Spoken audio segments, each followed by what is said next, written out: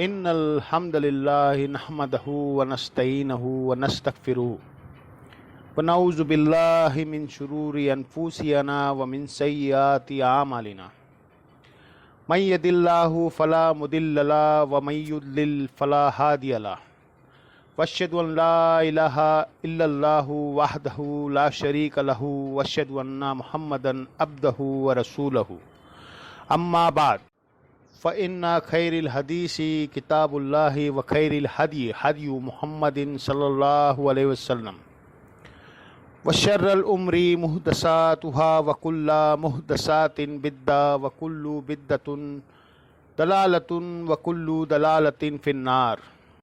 أعوذ بالله السميع العليم من الشيطان الرجيم من همزه ونفخه ونفثه. بسم الله الرحمن الرحيم. رب اشرح لي صدري ويسر لي امري واحلل عقدة من لساني يفقهوا قولي. بسم الله الرحمن الرحيم.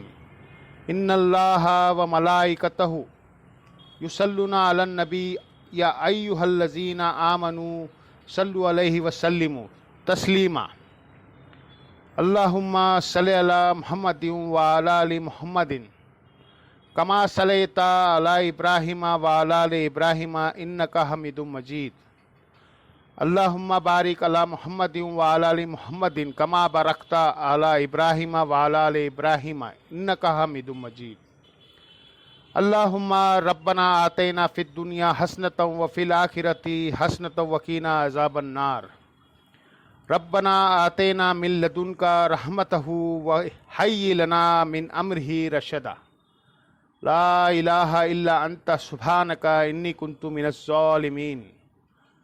حسبنا اللہ نعم الوکیل یا حی یا قیوم برحمتک استغیث ولا حول ولا قوۃ الا باللہ العلی العظیم آمین.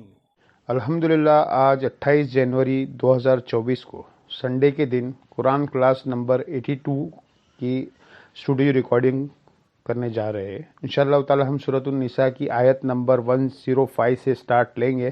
آیت نمبر 105 سے لے کر 113 تک مسلسل 9 آیات ایک واقعے سے متعلق ہے جو اللہ کے محبوب صلی اللہ علیہ وسلم کے مبارک زندگی میں ہوا، جو تفصیل کے ساتھ جامعہ ترمذی میں کتاب التفسیر چیپٹر کے اندر موجود ہے.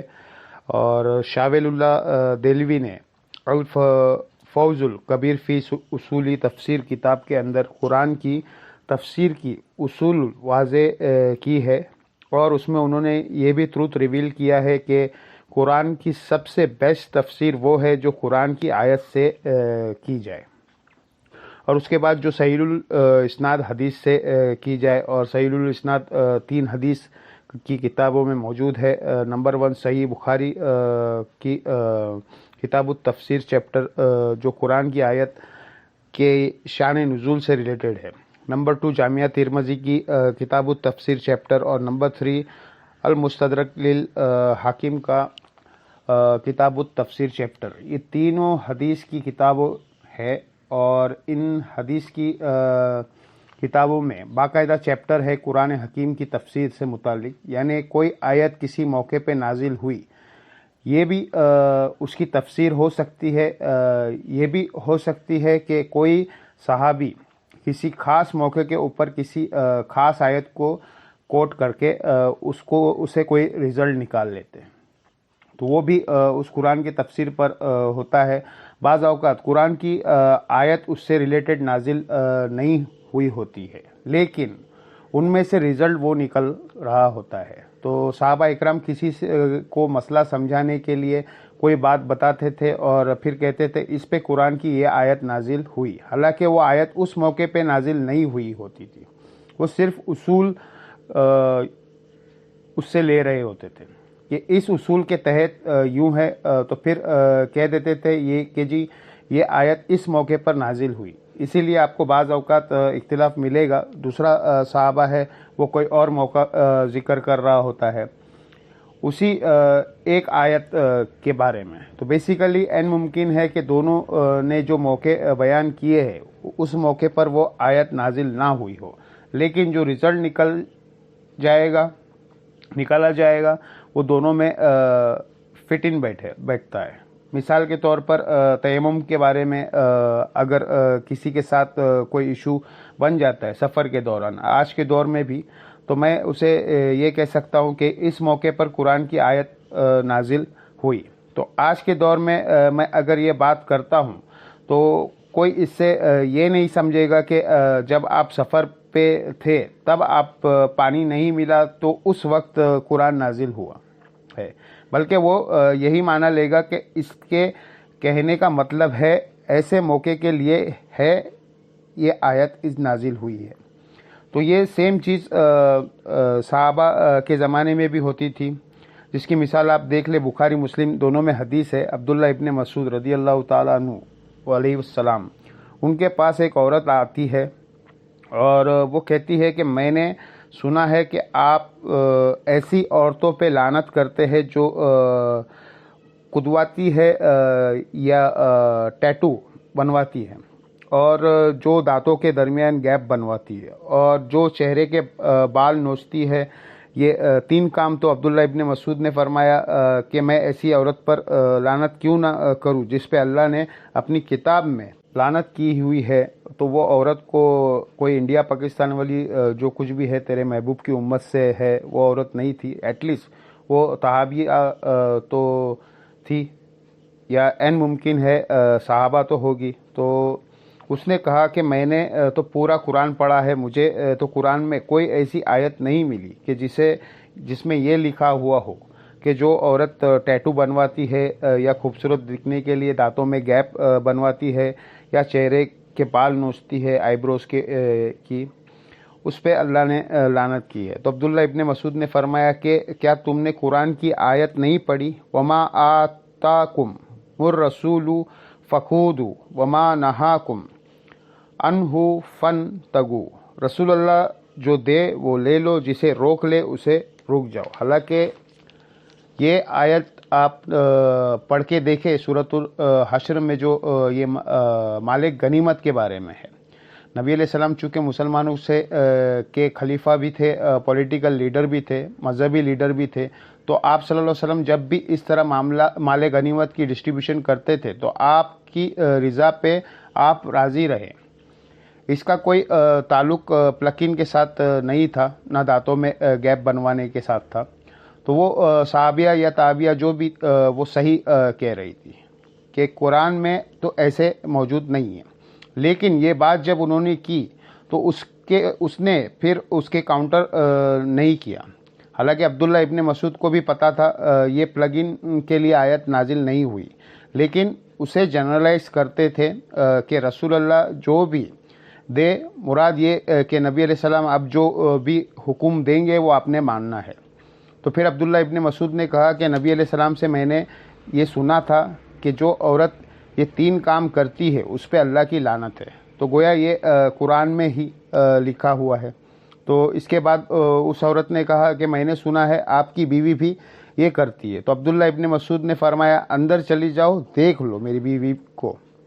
وہ گئی تو شرمندہ ہو کے باہر نکلی اور اس نے کہا نہیں، میں نے آپ کی بیوی میں کوئی ایسی چیز نہیں دیکھی۔ اور ابن مسعود نے فرمایا کہ اگر وہ یہ سب کچھ کرتی ہوتی تو پھر عبداللہ ابن مسعود کی بیوی نہیں ہوتی، کہ اللہ کے نبی کی کوئی باغی ہو اور وہ میرے عقد میں ہو، یہ تو نہیں ہو سکتا۔ تو یہ ایک مثال ہے کہ صحابہ اکرام آیت کو جنرلائز بھی کر دیتے تھے، حالانکہ اس کا شان نزول وہ نہیں ہوتا تھا۔ اس بات کو سمجھنا ضروری ہے کیونکہ یہاں لوگ شان نزول ڈھونڈتے رہے ہوتے ہیں، اور شان نزول کا تو کوئی لینا دینا ہی نہیں ہے فائنل حکم کے ساتھ۔ ٹریفک جو لائٹ گرین اور ریڈ ہے، کسی کے دماغ میں اس کا شان نزول کیا تھا، اس سے کوئی تعلق نہیں ہے۔ اینڈ رزلٹ یہی ہے کہ گرین پہ آپ نے چلنا ہے اور ریڈ پہ رکنا ہے۔ انفارمیشن ضروری ہے، ہو سکتی ہے۔ یہ قرآن کی آیت بھی جنرلائز ہے، یہ احکامات ہے، ان کو ایسے ہی لینا ہے۔ اسی کے تحت ہم کہتے ہیں جو سورہ البقرہ میں یہ آیت ہے، وَلَا تَلْقُوا بِأَيْدِيكُمْ إِلَى التَّهْلُكَةِ، اپنے ہاتھوں سے اپنے آپ کو مت ہلاک کرو۔ اب یہ آیت جو ہے وہ اس حوالے سے ہم یوز کرتے ہیں کہ اسے سگریٹ کے اوپر لگا دیتے ہیں کہ سگریٹ پینا بھی اپنے آپ کو خود ہلاک کرنا ہے. حالانکہ یہ آیت اس کانٹیکس میں نازل نہیں ہوئی تھی کہ یہ آخرت کے حوالے سے، جہاد کے حوالے سے، قتال کے حوالے سے، نبی علیہ السلام کی جو اطاعت اختیار کرنے کے حوالے سے تھی کہ اس سے روگردانی کرنا کہ گویا آپ نے آپ کو اپنے ہاتھوں سے ہلاک کرنا. لیکن اس کو ہم جنرلائز کرتے ہیں کیونکہ اللہ کے احکامات جنرلائزڈ ہے، لہٰذا شان نزول کوئی ہو سکتا ہے. تو یہ جو آیت اب آ رہی ہے، ان کا شان نزول کتاب التفسیر چیپٹر جامعہ ترمذی میں موجود ہے کہ نبی علیہ السلام کے مبارک زمانے کے اندر ایک صحابی تھے، ان کے گھر سے چوری ہوئی، ان کی زیرہ بھی، ان کا اسلحہ بھی اور کچھ راشن بھی کسی نے چرا لیا. انہوں نے جب اس کو ٹریس کیا، چونکہ راشن کی وہ بوری لیک تھی تو راستے میں نشان بنتا گیا، وہ گرے گئے دانے تو تک پہنچ کر ان کے گھر تک پہنچ گئے.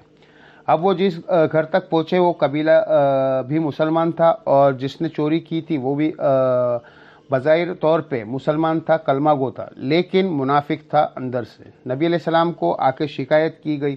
جب ان کو پتہ چل گیا کہ انہوں نے چور لوکیٹ کر لیا ہے تو انہوں نے راتوں رات سامان شفٹ کر دیا کہیں اور. آج بھی ایسا ہی ہوتا ہے نا. اور ایک یہودی کے متھے مار دیا کہ اس نے چوری کی ہے. کچھ گواہ بھی لے آئے اور مسروقہ سامان بھی برآمد کر لیا. تو نبی علیہ السلام نے اس صحابی کو ڈانٹا کہ جس نے دوسرے انصاری صحابی جو کہ ہے منافق تھا اس کے بارے میں شکایت لگائی تھی، تو بیچارہ پھر شرمندہ ہوا. حالانکہ اس نے پہلے کہا تھا یا رسول اللہ، راشن کا تو خیر کھانے پینے کی چیز ہے، اپنے پاس رکھے، لیکن میرا اسلحہ تو مجھے واپس کرے، میری زیرہ واپس کرے، مہنگی چیز ہے. تو بعد میں اللہ کے رسول کو اللہ نے وحی کے ذریعے بتا دیا کہ آپ جن کی طرفداری کر رہے ہیں نا تو وہ کلپٹ لوگ ہیں. حالانکہ یہودی تھا وہ جس پہ جھوٹا الزام تھا، لیکن اللہ نے کہا کہ یہ بے قصور ہے. قصوروار یہ لوگ ہیں جو آپ کے ساتھیوں میں گھسے ہوئے ہیں، اوپر سے کلمہ گو بھی ہے. پھر آپ الفاظ کی سختی دیکھیں گے. نبی علیہ السلام کو سنگولر سیغے سے خطاب کر کے اللہ تعالیٰ نے کتنی سخت گفتگو کی ہے. اور ان آیات کی روشنی میں آپ کو علم الغیب کا بھی عقیدہ کلیئر ہو جائے گا. بخاری اور مسلم دونوں میں حدیث ہے، نبی علیہ السلام نے فرمایا، تم بعض اوقات میرے پاس جھگڑا لے کے آتے ہو، تم میں سے کوئی زیادہ چرب زبان ہوتا ہے اور وہ اپنے دلائل سے مجھے قائل کر دیتا ہے اور میں اس کے حق میں فیصلہ کر دیتا ہوں. کیونکہ نبی علیہ السلام نے شفایت کے بنیاد پہ فیصلہ کرنا ہے. جس طرح انہوں نے بھی دیکھے جھوٹے گواہ تو پروڈیوس کر لیا ہے نا، جو جوڈیشری نے تو گواہیاں کو ہی دیکھنا ہے. اللہ یہ اللہ تعالیٰ غیبی خبر دے دے، ورنہ تو کوئی نہیں جج کر سکتا. اور میں اگر اس کے حق میں فیصلہ کر بھی دوں تب بھی وہ اپنے گھر آگ کا ٹکڑا لے کر جا رہا ہوگا اگر وہ ناحق ہو. یعنی اللہ تعالیٰ اس چیز کا لحاظ نہیں کرے گا کہ میرے نبی نے اس کے حق میں فیصلہ کیا، کیونکہ نبی علیہ السلام نے وہ ظاہری شوائط کے اوپر فیصلہ کیا اور وہ فیصلہ غلط ہے. اللہ تعالیٰ انصاف پہ بات کرے گا اور اس فیصلے کے انڈورسمنٹ میں نبی علیہ السلام کی اس بندے کو جہنم کی آگ سے نہیں بچا سکتے کیونکہ وہ ناحق ہے. تو سر باقی لوگ تو آپ چھوڑ ہی دے. آپ لوگ تو لوٹوں والوں کے پاس، وہ ناخنوں والوں کے پاس جو چور دکھاتے ہیں انگلیوں پہ، ان لوگوں کے پاس بھاگتے پھرتے ہیں. یہاں تو نبی علیہ السلام کی بات ہو رہی ہے اور یہ واقعہ پورا جامعہ ترمذی میں موجود ہے. اللہ نے وحی کے ذریعے حضور کو بتایا کہ آپ ان لوگوں کی طرفداری کر رہے ہیں جو خائن لوگ ہیں. اور بڑے سخت الفاظ نبی علیہ السلام کے لیے اللہ نے یہاں پہ استعمال کیے اور مقصد تھا کہ ہم تک بھی بات پہنچے کہ آپ نے انصاف پہ قائم ہونا ہے. حالانکہ نبی علیہ السلام کا قصور تو کوئی نہیں تھا. آپ تو شوایت کے اوپر فیصلہ کر رہے تھے، لیکن اللہ تعالیٰ نے بیسیکلی نبی علیہ السلام کے ذریعے ان لوگوں پہ غصہ نکالا کہ جو لوگ اوپر سے کلمہ گو تھے اور اندر سے کلمہ گو مسلمانوں کے لیے وہ وبال جان بنے ہوئے تھے۔ اب یہ پورا کانٹیکسٹ میں یہ آیت آپ کو سمجھ میں آئے گی۔ اعوذ باللہ من الشیطان الرجیم، بسم اللہ الرحمن الرحیم۔ انا انزلنا الیک کتابا بالحق، بے شک ہم نے اے نبی صلی اللہ علیہ وسلم آپ کی طرف یہ کتاب نازل کی ہے مقصد کے ساتھ، حق کے ساتھ، پرپسفلی، لی تحکم بین الناس، تاکہ آپ فیصلہ کریں دونوں کے درمیان، بما آراک اللہ، جو دکھا دیا ہے اللہ نے آپ کو، یعنی یہ پھر اللہ تعالیٰ نے غیبی خبر کے ذریعے یہ بات بتا دی۔ ایک یہ معنی ہو سکتا ہے، دوسرا یہ کہ اللہ تعالیٰ نے آپ کو قرآن کے ذریعے سچائی کی اعلیٰ ترین منزل تک پہنچا دیا، آپ نے انصاف کے ساتھ فیصلہ کرنا ہے۔ وَلَا تَكُن لِّلْخَائِنِينَ خَصِيمًا، اور اے نبی بد دیانت خائن لوگوں کے طرف سے آپ جھگڑا نہ کریں، آپ ان کی طرفداری نہ کریں، یعنی یہ اب اللہ نے آپ کو دکھا دیا ہے، یہ دو لوگ ہیں، سارے گواہ جھوٹے ہیں۔ وَاسْتَغْفِرِ اللَّهَ، اور اللہ سے استغفار کرے، ان اللہ کان غفور الرحیم، تو بے شک اللہ تعالیٰ بخشنے والا مہربان ہے۔ سر آپ دیکھیں نبی علیہ السلام کا مبارک زمانہ ہے، کلمہ گو لوگ ہے، حضور کے ساتھی ہے، اور کیا حرکت ہو رہی ہے۔ اللہ کے نبی علیہ السلام کے بارے میں بھی اتنے سخت الفاظ آ رہے ہیں، تو آج کے لوگوں کو آپ تو چھوڑ ہی دیں۔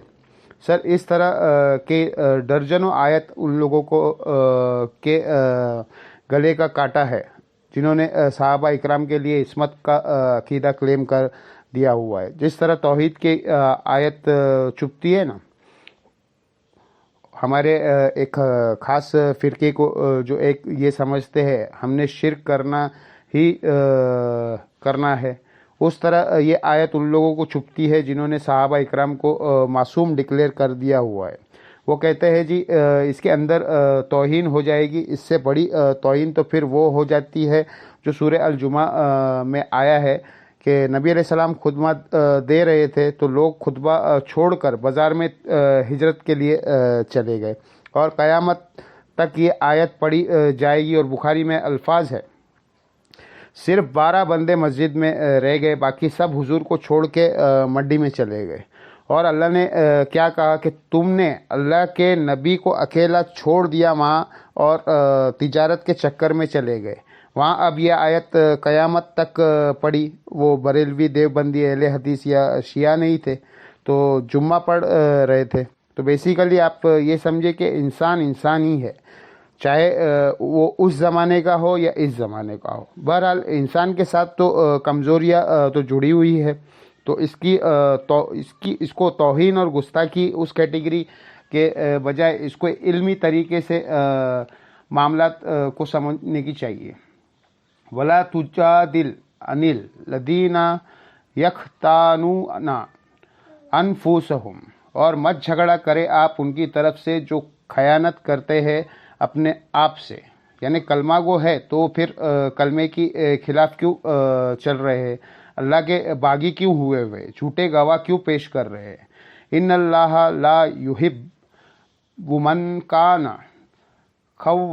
خوانا اسیما، بے شک اللہ تعالیٰ کبھی دوست نہیں رکھتا اسے جو بڑا بد دھیانیت ہو، بدکار ہو۔ یس تک فنا من الناس، وہ چھپا سکتے ہیں لوگوں کو تو حق بات سے۔ ولا یس تک فنا من اللہ، لیکن اللہ سے تو کوئی بات چھپا نہیں سکتے۔ وَهُوَ مَعَهُمْ، وہ تو ان کے ساتھ جو اس وقت بھی ہوتا ہے، اس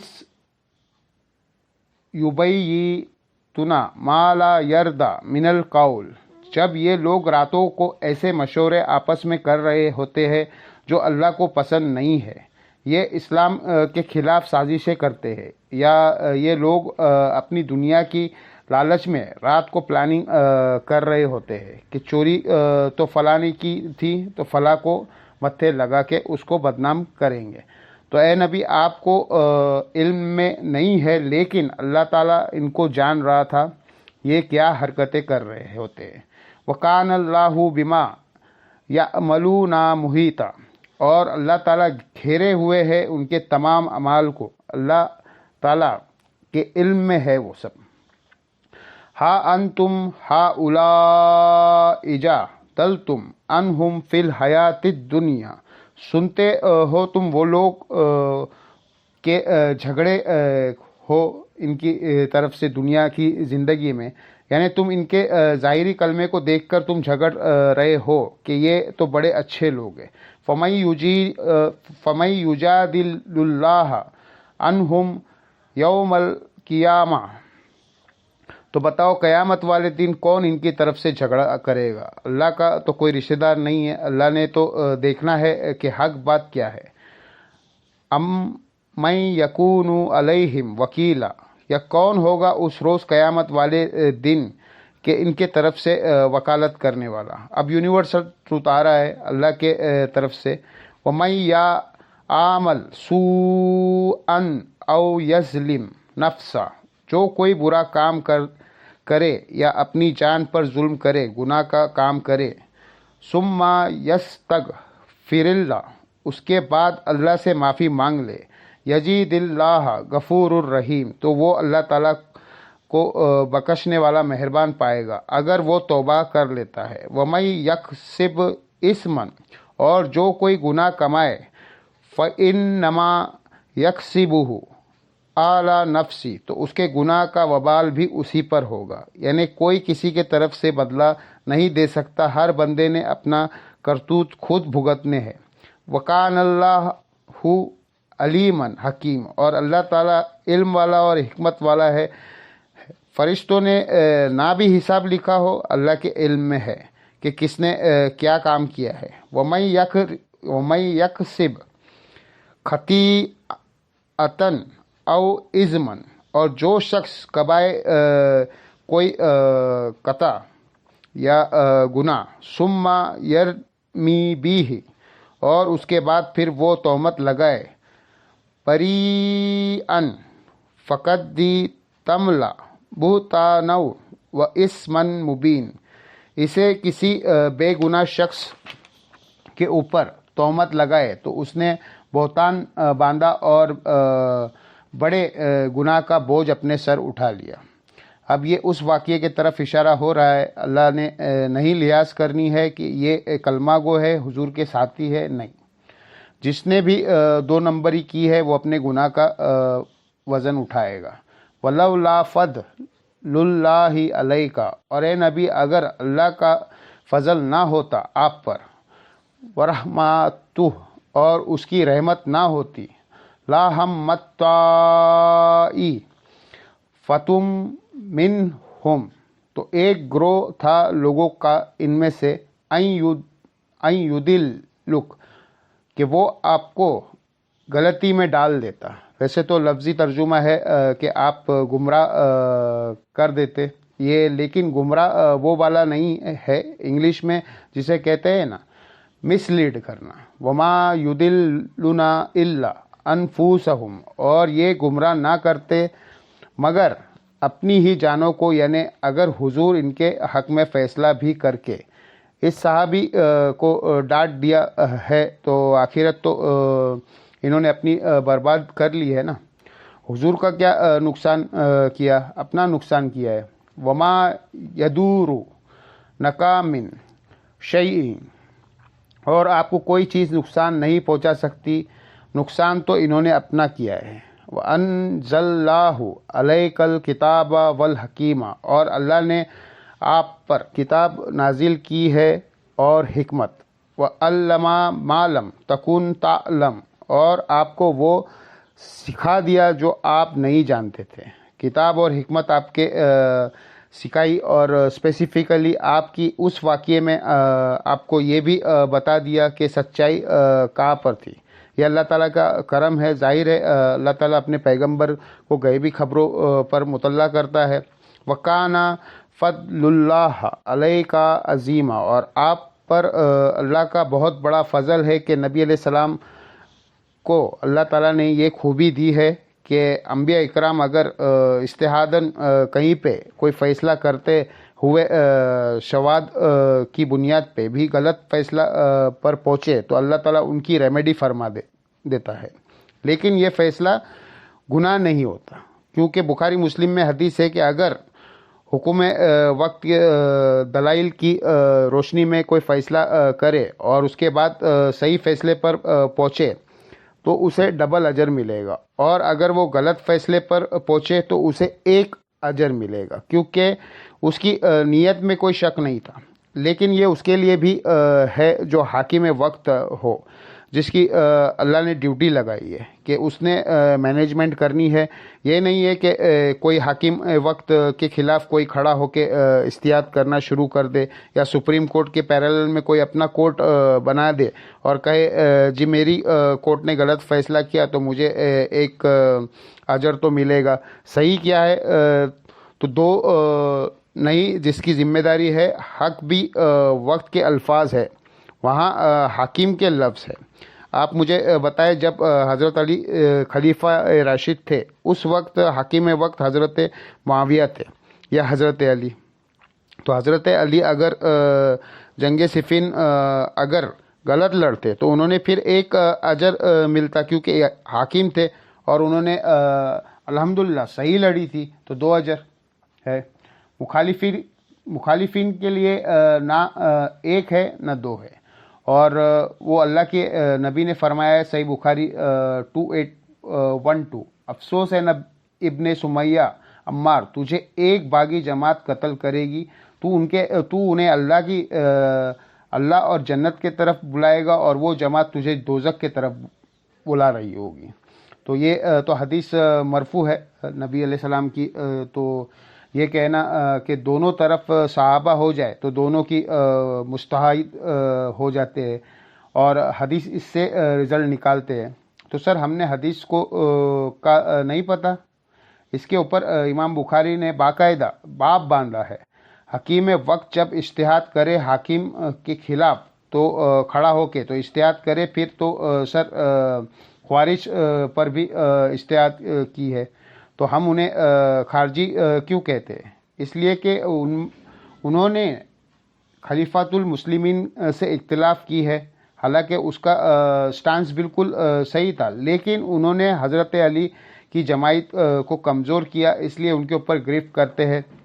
سٹانس ان کا بالکل ٹھیک تھا کہ جب حضرت معاویہ باغی ہے تو آپ ان کے ساتھ صلح کیوں کر رہے ہیں، یا امیر المومنین نہیں ہے؟ اگر آپ امیر المومنین ہے تو یہ باغی ہے، سٹانس ٹھیک ہے، لیکن حضرت علی کے موقف یہ تھا کہ نبی علیہ السلام نے صلح حدیبیہ میں کافروں سے بھی صلح کر لی، تو یہ پھر بھی مسلمان ہے۔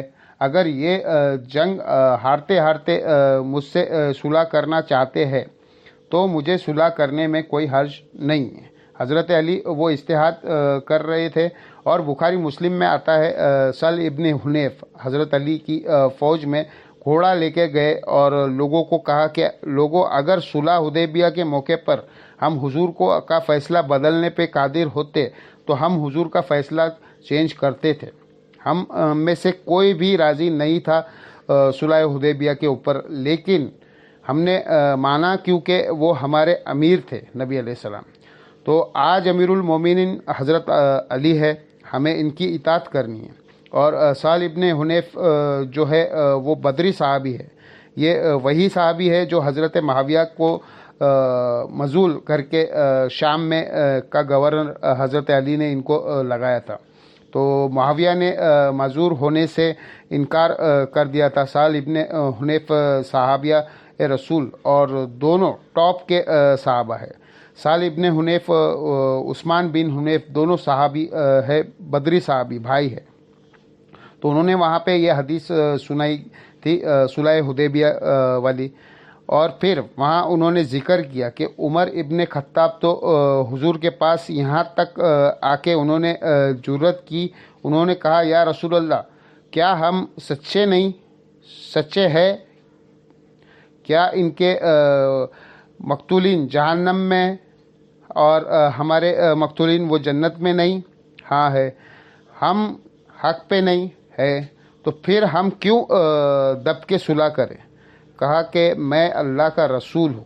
پھر حضرت ابو بکر کے پاس چلے گئے۔ حضرت عمر تو حضرت ابو بکر نے بھی حضرت عمر کو ڈانٹا کہ وہ اللہ کے رسول ہے۔ پھر وقت نے ثابت کیا کہ نبی علیہ السلام کا وہ ڈیسیشن درست تھا۔ تو یہ اجتہاد کے معاملات ہوتے ہیں تو نبیوں میں اور غیر نبیوں کے ایک بڑا فرق ہے۔ غیر نبی چاہے خلیفہ راشد بھی ہو، اس کی اجتہاد کی ریمیڈی اللہ نے نہیں کرنی ہے۔ اگر وہ غلط اجتہاد کرے گا، اس کی اجتہاد کی ریمیڈی کرے گی اجماع امت، اور اگر اجماع امت نے اس کی ریمیڈی نہیں کی پھر معاملہ ان اٹینڈنٹ ہو جائے گا۔ لیکن ایسا ہوگا نہیں کہ خلیفہ راشد کوئی اجتہاد کرے اور وہ خلاف سنت ہو اور امت اس کے اس فیصلے مان لے، یہ تو نہیں ہو سکتا، کیونکہ المستدرک للحاکم میں اور المعجم الطبرانی کے اندر حدیث ہے کہ اللہ تعالیٰ میری امت کو کبھی گمراہی پر جمع نہیں ہونے دے گا، جمع پہ اللہ کا ہاتھ ہے۔ اگر کہیں خلیفہ راشد سے مسئلہ مس ہینڈل ہوگا، امت اسے ایکسیپٹ نہیں کرے گی۔ حضرت عمر سے زیادہ اسٹرانگ کون خلیفہ راشد تھا؟ حج تمتع پہ پابندی لگائی ہے، اور بخاری مسلم دونوں میں حدیث ہے، صحابہ اکرام نے نہیں ان کے اس فیصلے کو پولیٹیکلی تو اس وقت ایکسپیکٹ کر لیا، لیکن مخالفت کی اور بڑے سخت الفاظ کے اندر کہ قیامت تک کے حج تمتع باقی ہے۔ بس حضرت عمر کی دنیا سے جانے کی دیری تھی۔ آج کسی کو یاد بھی نہیں ہے کہ حج تمتع پر پابندی تھی۔ آج تو پوری دنیا کہتی ہے سب سے افضل حج حج تمتع ہے۔ ایک سفر میں حج اور ایک عمرے کو حج میں جمع کرنا، چاہے تمتع میں ہو چاہے قران میں ہو۔ نبی علیہ السلام نے یہ مشرکین عرب کی رسم توڑی تھی۔ وہ کہتے تھے سفر حج میں کوئی عمرہ نہیں کر سکتا، جبکہ حضور کہتے تھے میری امتی تو اتنے دور سے آئی، وہ بیچارے کس طرح اتنا لمبا سفر کریں گے۔ بار بار تو اللہ سے سفارش کر کے اجازت لے لی کہ اگر کوئی حج کے لیے آتا ہے تو پہلے ایک عمرہ بھی کر لے، اس کے بعد احرام کھول کے حج کر لے۔ پھر حضرت علی نے اپنے دور میں ایسا بحال کیا کہ آج تک وہ بحال ہے۔ اللہ کا شکر ہے تو اجماع امت خلیفہ راشد کے بھی اجتہاد کی ریمیڈی کر دے گی اگر غلط اجتہاد کوئی کرے گا۔ تراویح کی مسئلے میں آپ دیکھیں حضرت عمر نے جو ڈیسیشن کیا ہے، تو آج تک امت نے یہ ایکسیپٹ نہیں کیا ہے کہ تراویح ضروری ہے جماعت سے مسجد میں نہ۔ حضرت عمر نے خود کیا تھا، ان میں خود بھی نہیں پتہ، وہ بخاری میں آتا ہے۔ اس سے بہتر ہے جو رات کی آخری پیر میں مرد گھر میں پڑھتا ہے، تو دیکھ لے نقصان نہیں ہوتے ان فیصلوں کے۔ بخاری مسلم میں آتا ہے حضرت ابو بکر صدیق نے انکار کر دیا قرآن کو کتابی شکل میں لانے سے، کہ نبی علیہ السلام نے اس کو اس طریقے سے جمع نہیں کیا، بس ٹھیک ہے کسینہ مسینہ حفاظ کے ذریعے ٹرانسفر ہو۔ باقی صحابہ نے مخالفت کی، حتیٰ کہ کرتے کرتے حضرت ابو بکر نے کہا کہ میرا سینہ اللہ نے کھول دیا ہے کہ یہ باقیوں کا مشورہ صحیح ہے، تو حضرت ابو بکر صدیق بیک فٹ پر چلے گئے۔ تو خلیفہ راشد کا ڈیسیشن تھا کہ قرآن کتابی شکل میں نہیں لانا، اور اتنی بڑی وہ دلیل دے رہے ہیں کہ اللہ کے نبی نے کیوں نہیں کیا تو میں کیوں کروں۔ لیکن صحابہ کا اجماع نے حضرت ابو بکر صدیق کو مجبور کیا کہ وہ اپنے اس اجتہاد سے پیچھے چلے جائے، اور دوسری طرف حضرت ابو بکر صدیق اکیلے ہے۔ بخاری اور مسلم میں منکرین زکوٰۃ کے خلاف قتال کرنے کے لیے، باقی ساری صحابہ کہہ رہے کہ نہیں کرنا۔ اس بحث میں حضرت ابو بکر اکیلے جیت گئے اور باقی صحابہ قائل ہو گئے۔ تو اجماع امت یہ اجتہاد کی ریمیڈی کرے گا، وحی کے ذریعے نہیں ہوگی۔ کسی کا فیصلہ غلط بھی ہو سکتا ہے. تو سر یہ تو صحابہ اور خلفائے راشدین کو ڈسکس کر رہے ہیں. تو بابے کدھر، ہاتھی کے پاؤں میں سب کا پاؤں. ایک ایک محاورہ ہے کہ ہاتھی کے پیر کا سائز اتنا بڑا ہے اور اس کی کسی جانور کا پاؤں اتنا بڑا نہیں ہو سکتا. یہ نبی علیہ السلام کو اللہ تعالیٰ فرما رہے ہیں کہ اللہ تعالیٰ کہ آپ پہ بہت بڑا فضل ہے جو اللہ تعالیٰ نے آپ کی ریمیڈی فرما دیتا ہے. کبھی آپ نے اجتہاداً کو مسئلہ کیا، اللہ تعالیٰ ریمیڈی کر دیتا ہے. اچھا، اس چیز کے کو لوگ عصمت انبیاء کے لیے گستاخی کے طور پر بھی شمار کرتے ہیں. میں نے عصمت انبیاء کے اوپر ڈیٹیل ویڈیو 8-9 سال پہلے ریکارڈ کروائی تھی. پھر پچھلے دنوں باقاعدہ HD ریکارڈنگ اس کی ہوئی ہے، عصمت انبیاء کا عقیدہ. پھر میں نے اس میں تفصیل سے بتایا کہ نبی علیہ السلام کی مبارک زندگی میں بھی چند ایک واقعات ایسے ہے کہ آپ نے کوئی ڈیسیشن کیا ہے اور اللہ تعالیٰ نے اس ڈیسیشن کو اس طرح ایکسیپٹ نہیں کیا اور ریمیڈی فرما دی. جس طرح غزوہ بدر کے قیدیوں کو چھوڑنا، سورۃ الانفال، اس میں پیر کرم شاہ سوا نظری نے خود بریکٹ میں لکھا ہے نبی علیہ السلام کے بارے میں کہ یہ اجتہاد چھٹا تھی آپ کے اجتہاد خطا تھی، اللہ کی مرضی کے مطابق نہیں تھا، لیکن اللہ نے پھر بعد میں اسے ایکسیپٹ کر دیا. سرزنش ضرور کی سخت الفاظ میں، لیکن بعد میں کہا ٹھیک ہے، مال غنیمت لے کے جو تم نے قیدیوں کو آزاد کر دیا ہے، ہونا تو چاہیے تھا کہ قتل کرتے، لیکن اب کر دیا ہے، آئندہ کے لیے اس معاملے میں احتیاط کریں. بخاری مسلم میں آتا ہے نبی علیہ السلام جب عبداللہ ابن ابی کا جنازہ پڑھانے جا رہے تھے تو حضرت عمر سامنے آ کے کھڑے ہو گئے. یا رسول اللہ، اللہ نے آپ کو منع کیا ہے.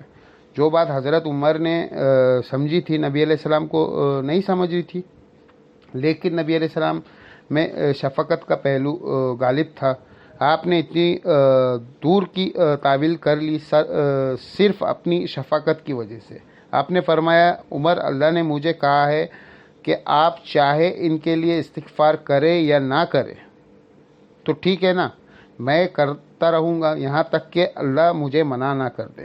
حالانکہ اس میں منع کرنے کا ہی اشارہ تھا، لیکن حضور نے اس کی بھی پلی لے لی.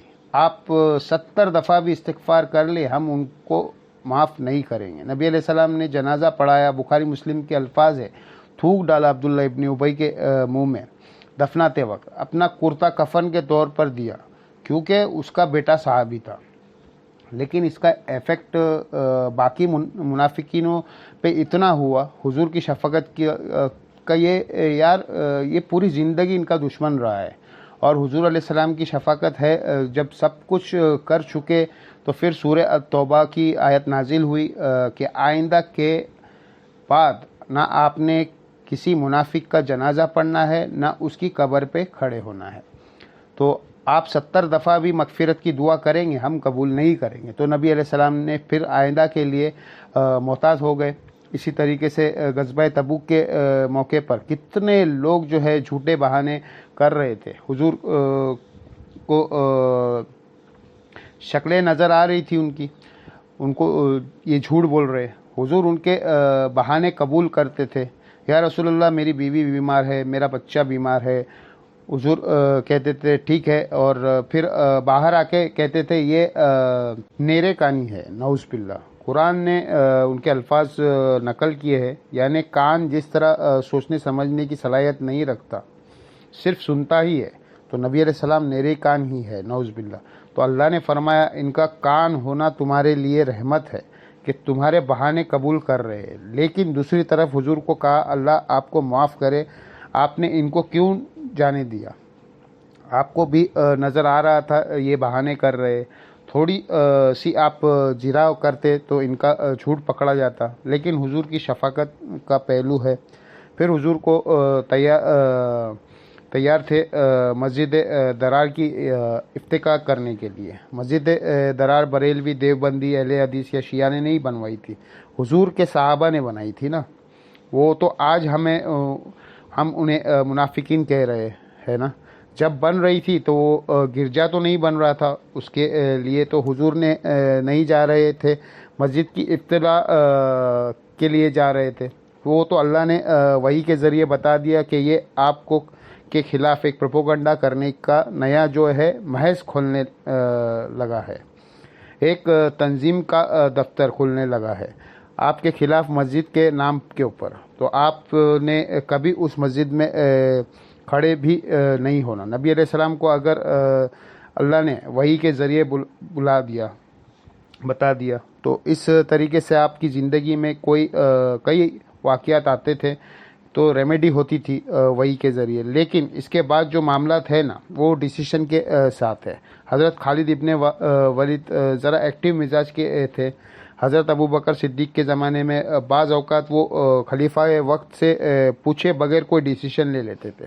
اپنی جگہ وہ تعویض یہ کرتے تھے، میں خلیفہ کو خط لکھوں گا، 1 مہینہ میں پہنچے گا، 1 مہینے میں واپس آئے گا، اس وقت تک میرے ہاتھ سے موقع ہی نکل جائے گا۔ تو حضرت عمر ہمیشہ حضرت ابوبکر سے مخالفت کرتے تھے کہ آپ نے ان کو کھلی چھٹی کیوں دی ہوئی ہے، اور ساتھ کہتے تھے اگر میں آپ کی جگہ ہوں تو میں تو اس کو فوراً فارغ کر دوں، اسی لیے کہ یہ بھی جو کام کرے گا اس کی بھی اللہ نے مجھے پوچھ کرنی ہے۔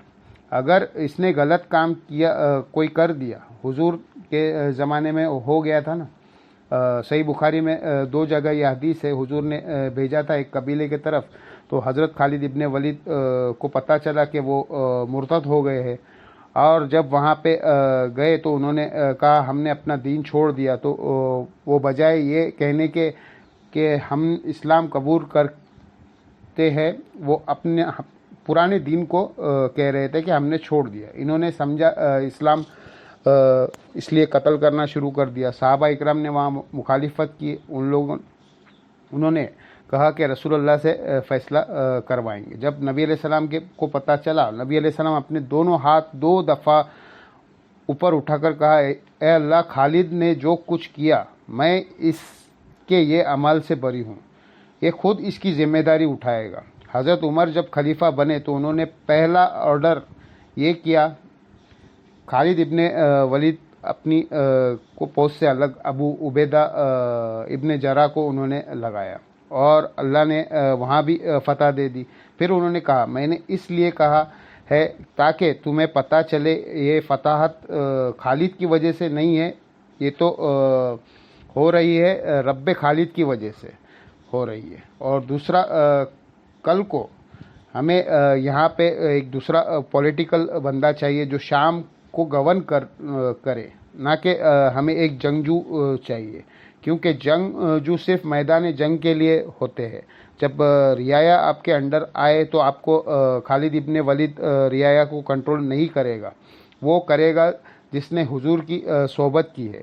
امین الامت ہے ابو عبیدہ ابن جراح، ابو دردہ کو چیف جسٹس لگا دیا تاکہ وہ بھی ادھر ادھر نہ ہو سکے۔ حضرت ابو دردہ اور ابن مسعود، یہ 2 ہے 0 ٹالرنس تھی ان کے اندر، دونوں صفات اور حضور کے شروع کے 7 میں سے تھے۔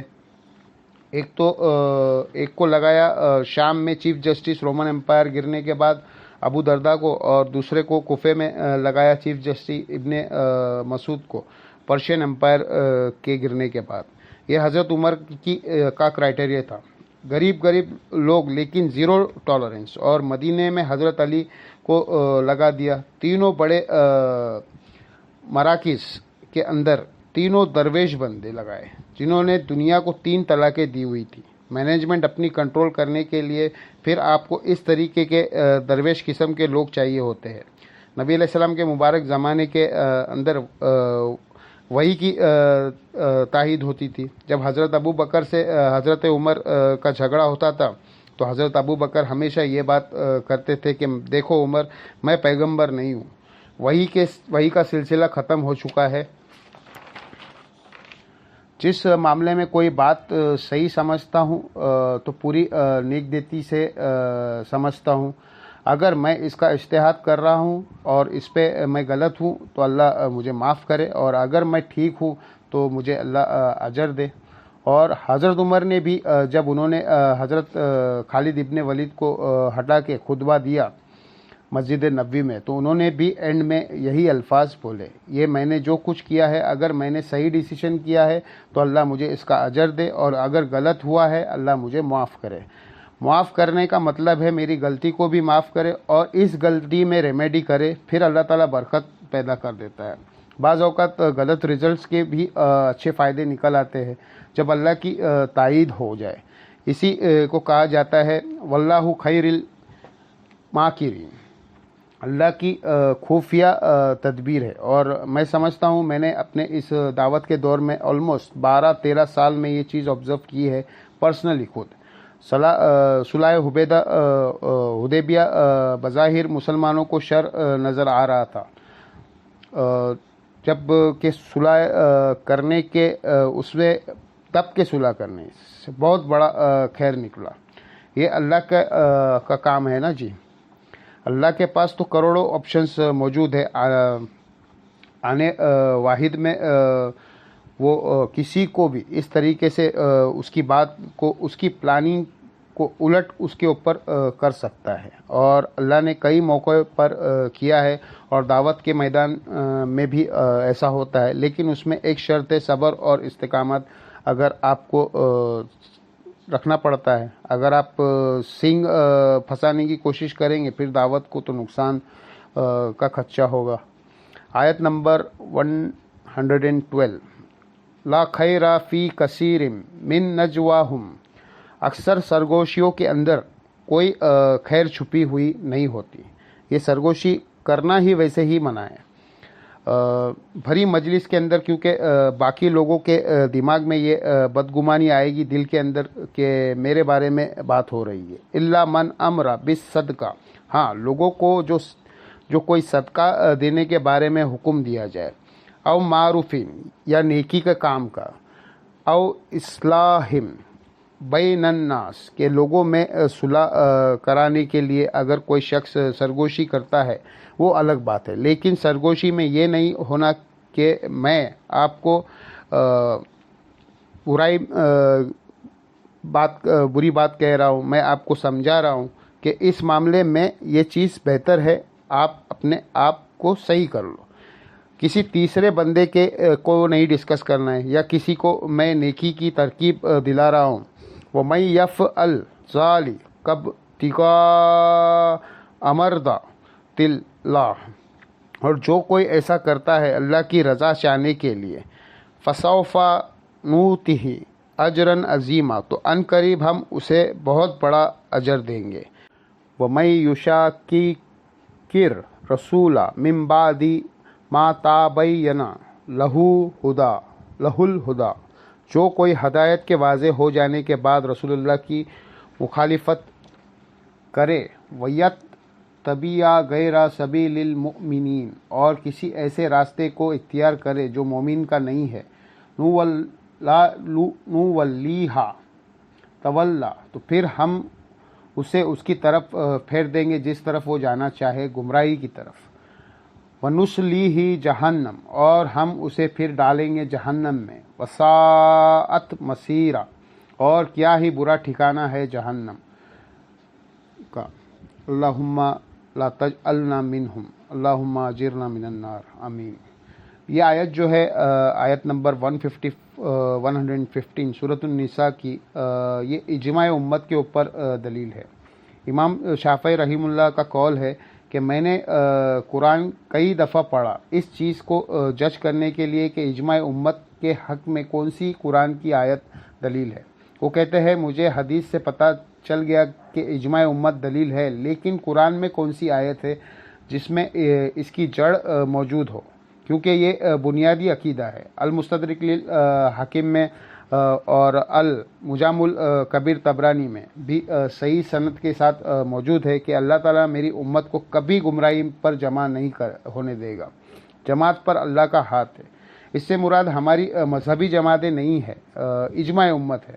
تو بیسیکلی مومنین کا راستہ اجماعی راستہ ہے، یہ اجماع کے حجت پہ دلیل ہے۔ ویسے الگ سے بھی سیدنا عمر کا قول ہے سنن نسائی کے اندر کہ قاضی سریب جو کوفے کے چیف جسٹس تھے، ان کو حضرت عمر نے اپنے زمانے میں خط لکھا، جب کبھی بھی تجھے مسئلہ درپیش ہو تو سب سے پہلے کتاب اللہ میں تلاش کرنا، اور اس میں نہ ملے تو سنت میں، اور سنت میں نہ ملے تو امت کے اجماع میں تلاش کرنا، اور اگر اجماع امت میں نہ ملے تو پھر تم اس معاملے میں اجتہاد کر لینا، اور اگر اجتہاد نہ کرو تمہارے حق میں بہتر ہے۔ یعنی خواہ مخواہ فرضی مسائل بیک فٹ میں رہنا بہتر ہے۔ تو یہ اہل سنت کا منہج ہے، کتاب اللہ، سنت، اجماع۔ چوتھی چیز ہے اجتہاد، اور وہ اس وقت ہوگا جب قرآن، سنت، اجماع میں کوئی بات نہ ملے۔ لیکن امت میں جتنی گمراہی کے دروازے ہیں وہ اجتہاد کے اوپر کھلے ہوئے ہیں۔ مثلا فقہ حنفی میں کوئی حدیث ان کے پاس ایسی موجود نہیں ہے جس کی بنیاد پہ یہ اثر کو اتنا لیٹ کر کے پڑھتے ہیں۔ 2 مثل کے بعد وہ سٹارٹ کرتے ہیں، پھر جب قاضی ابو یوسف اور امام محمد آئے، امام حنیفہ کے شاگرد، پھر انہوں نے سامنے جب حدیثیں آئی تو انہوں نے تھوڑا سا بیک فٹ کیا۔ انہوں نے کہا کہ آپ اثر بے شک 2 مثل پر پڑھے، لیکن ظہر کی نماز جو ہے وہ مثل اول سے پہلے پڑھ لیں، جس کے مطابق ٹائم اثر میں شروع ہوتا ہے۔ کیوں کہ دل میں کھٹکا لگا تو کہ ظہر قضا نہ ہو جائے، تو یہ صحابین کا فتویٰ ہے۔ تو ہمارے نزدیک تو نماز قضا ہوتی نہیں ہے، نماز جمع بھی ہو سکتی ہے صحیح حدیث کی روشنی میں، لیکن پھر بھی ہماری وہ ویڈیو بھی ریکارڈ ہو چکی ہے، 5 نمازوں کی اوقات، مکروہ اوقات، ڈیجیٹل کلاک، یہ ساری چیزیں 60 کے قریب حدیثیں ہیں اس میں جو ان کے متعلق ہے۔ اب جب بعد کے لوگ آئے، انہوں نے اور طریقے اڈاپٹ کیے۔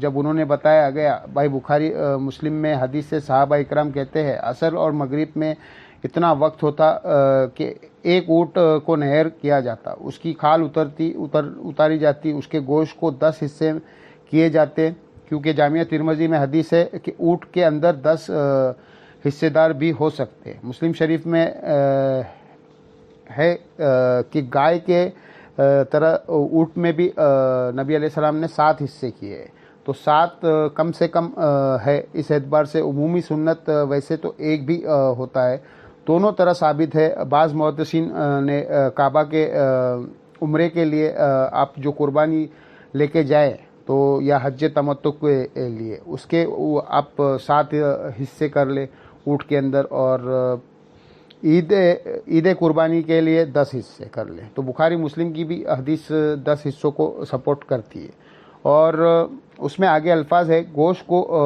پکایا جاتا، کھا بھی لیتے، تب بھی سورج بلند ہوتا۔ تو سر یہ کسی کسائی سے پوچھے کہ اس میں کتنا ٹائم ریکوائرڈ ہے۔ اونٹ کو تو آپ تو کوئی کسائی بتائے گا کہ 2.5 سے 3 گھنٹہ چاہیے اس پوری ایکٹیویٹی کے لیے۔ تو حنفی 2 گھنٹے پہلے اثر پڑ رہے ہوتے ہیں، وہ تو عشاء کے وقت تک بھی اونٹ کھا کے فارغ نہ ہو۔ تو صحابی اس زمانے میں ٹائم کو ایسے ہی کیلکولیٹ کرتے تھے۔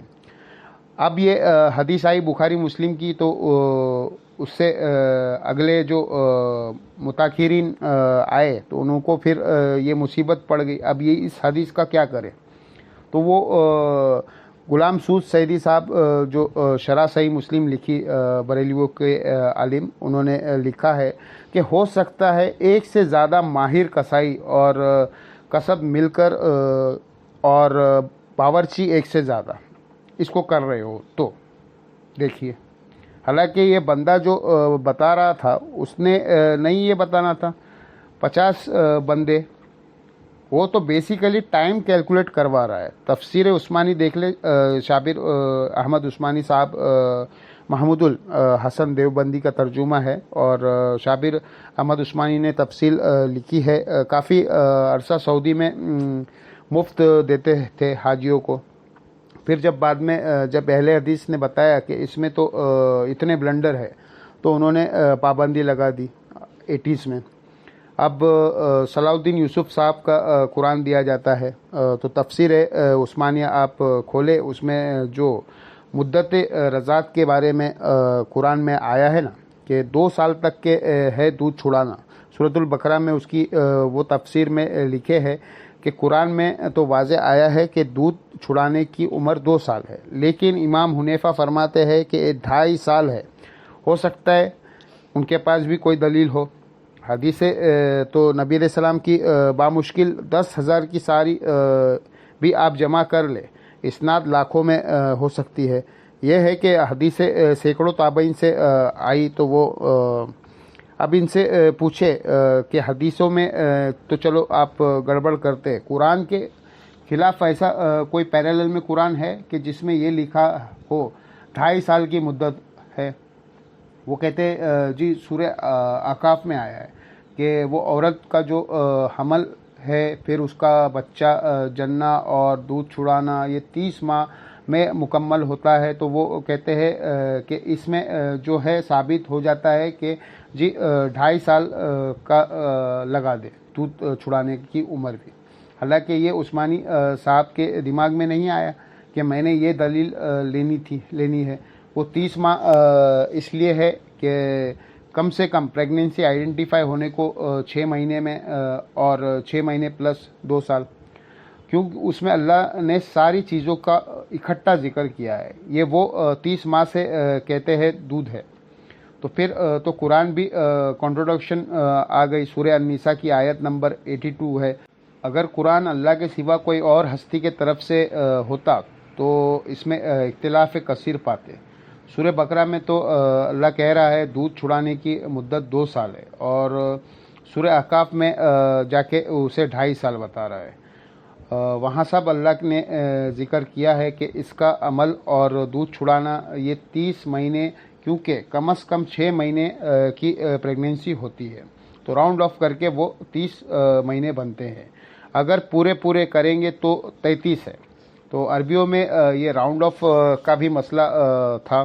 نبی علیہ السلام کے بارے میں آپ بخاری مسلم میں دیکھیں، آپ کو حدیثوں ملے گی آپ کی عمر 63 تھی، دوسرا کہتا ہے 60 سال، تیسرا کہتا ہے 65 سال۔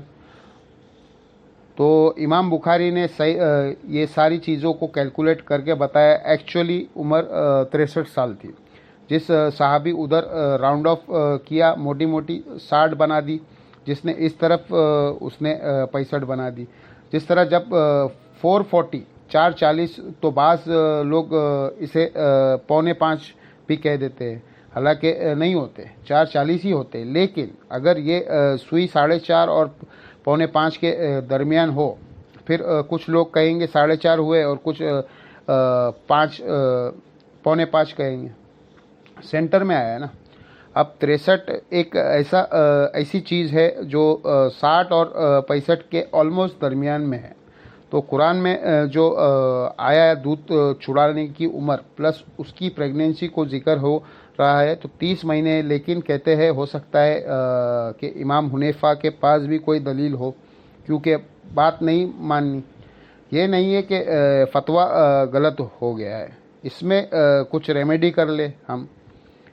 میرا جو مسئلہ ہے نمبر 197 ہے، مجھ پہ اماموں کی گستاخی کا فتویٰ لگایا، تو میں نے اس پہ بتایا ہے، شویل اللہ دہلوی نے خود لکھا ہے کہ فقہ حنفی کے اندر سب سے زیادہ خامیاں اسی لیے ہے کہ یہ مرفوع حدیث کے منتب ہونے سے پہلے فقہ بنا دی گئی ہے۔